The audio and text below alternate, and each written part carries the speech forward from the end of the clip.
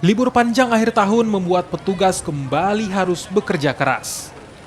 Bukan cuma soal pengamanan tindak kriminal, tapi juga soal pengawasan penerapan protokol kesehatan yang harus ditegakkan.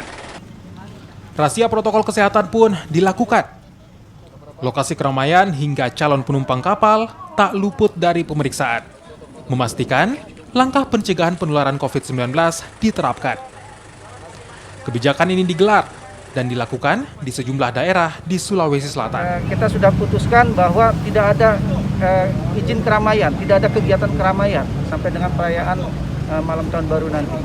Jadi kita juga menghimbau kepada masyarakat untuk mematuhi, ya, karena kita sudah mengeluarkan maklumat juga, Pak Kapolri ada maklumat yang 4 yang dikeluarkan, itu kita pedomani.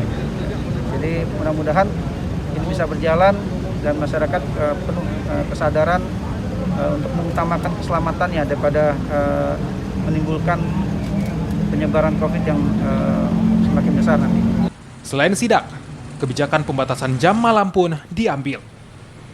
Pusat keramaian hanya diperbolehkan buka hingga pukul 8 malam. Yang melanggar, sanksi tegas siap diberikan.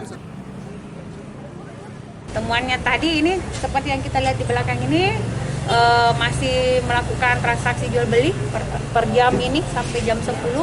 Akhirnya kami melakukan penutupan langsung sekaligus memberikan surat edaran kepada penjualnya.